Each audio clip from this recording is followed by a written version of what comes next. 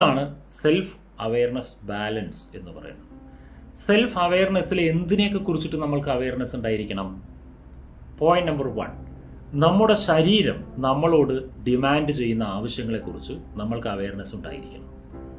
നമ്മളുടെ ശരീരത്തിൻ്റെ നേച്ചർ അനുസരിച്ച് ഓരോരുത്തരുടെയും ശരീരത്തിന് ഓരോ നേച്ചറായിരിക്കും. ശരീരത്തിലെ ഹോർമോണുകളുടെയും ശരീരത്തിലെ മെറ്റബോളിസത്തിൻ്റെയും ഓരോ വാണ്ട്സ് ഉണ്ടാവും, ഓരോ നീഡ്സ് ഉണ്ടാവും. അതിനെ നമ്മളൊന്ന് പരിഗണിക്കണം. നമ്മളതിനെ കാണാത്ത ഭാവം നടിക്കരുത്. അതൊരു സ്ട്രോങ് ഇൻസ്റ്റിങ്ക്റ്റാണ്. മറ്റൊന്ന്, നമ്മളുടെ മനസ്സ് നമ്മളോട് പറയുന്നത്, നമ്മുടെ മനഃശാസ്ത്രം എന്താണ്, നമ്മുടേതായ ഒരു മനഃശാസ്ത്രം ഉണ്ടാവും നമുക്ക്. അതെന്താണ് എന്നുള്ളതിനെക്കുറിച്ച് നല്ലൊരു അവബോധം ഉണ്ടായിരിക്കണം. മറ്റൊന്ന്, നമ്മുടെ കോർ ഉണ്ടാവും, നമ്മുടെ അടിസ്ഥാന വാല്യൂസ് എന്ന് പറയും. ഇതിനെ നമ്മൾ സ്പിരിച്വൽ എന്ന് വിളിക്കാം. നമ്മുടെ അടിസ്ഥാന മൂല്യങ്ങൾ എന്താണ് എന്നുള്ളതിനെക്കുറിച്ച് നമുക്ക് നല്ലൊരു ബോധം ഉണ്ടായിരിക്കണം. മറ്റൊന്ന്, സോഷ്യലി ലീഗലി നല്ല അവെയർനെസ് നമുക്ക് ഉണ്ടായിരിക്കണം. സൊസൈറ്റിയിൽ ഇടപഴകുന്ന സമയത്ത് സൊസൈറ്റിയിൽ നിയമപരമായിട്ട് എന്തൊക്കെ ശരികളും തെറ്റുകളുമുണ്ട്, അതിൽ ഞാൻ എങ്ങനെയാണ് ആ ശരികളെയും തെറ്റുകളെയും ഒക്കെ മനസ്സിലാക്കി ജീവിതത്തിൽ പാലിക്കേണ്ടത്, ഇതെല്ലാം. ഇപ്പോൾ ഒരു ഉദാഹരണത്തിന്, ഒരു വ്യക്തി സ്പിരിച്വലി വളരെ ഹൈ ആണ്, ആ പുള്ളിയുടെ ഉള്ളിൽ സദാസമയം ഇത്തരത്തിലുള്ള സ്പിരിച്വൽ തോട്ട്സും അത്തരത്തിലുള്ള കാര്യങ്ങളൊക്കെ നടന്നുകൊണ്ടിരിക്കുകയാണ്.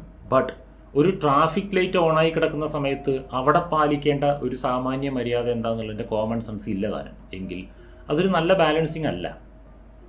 കാരണം 2 തരം അറിവുകൾ നമുക്ക് ആവശ്യമാണ്.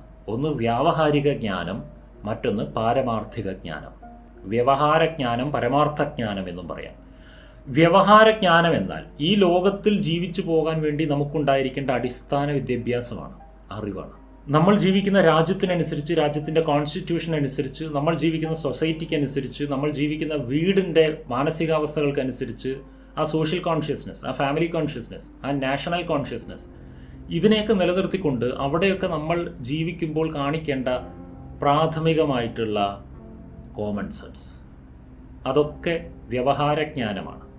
പരമാർത്ഥജ്ഞാനം എന്ന് പറഞ്ഞാൽ യഥാർത്ഥത്തിൽ ജീവിതം കൊണ്ട് നിങ്ങൾ എന്താണ് ഉദ്ദേശിക്കുന്നത്, ജീവിതത്തിന് നിങ്ങൾ എന്താണ് മീനിങ് കണ്ടെത്തിയിട്ടുള്ളത്, ആ മീനിങ് ശരിയായ മീനിങ് തന്നെയാണോ, ഇതിനെയൊക്കെ കുറിച്ച് ചിന്തിക്കുകയും പുനർപരിശോധന ചെയ്യുകയും അതിനനുസരിച്ച് കോറിൽ ചേഞ്ചുകൾ കൊണ്ടുവരാൻ പറ്റുന്നത്ര കൊണ്ടുവരാൻ ശ്രമിക്കുകയും ചെയ്യുന്നതൊക്കെയാണ് പരമാർത്ഥജ്ഞാനം എന്ന് പറയുന്നത്. വ്യവഹാരവും പരമാർത്ഥവും തമ്മിൽ വ്യത്യാസമുണ്ട്. എല്ലാ മനുഷ്യനെയും സ്നേഹിക്കാൻ പഠിക്കുക എന്നുള്ളത് ഒരു പരമാർത്ഥജ്ഞാനമാണ്.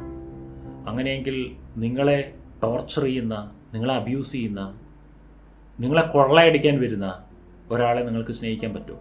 അവിടെ വ്യവഹാരജ്ഞാനമാണ് ഉപയോഗിക്കേണ്ടത്, പരമാർത്ഥജ്ഞാനമല്ല.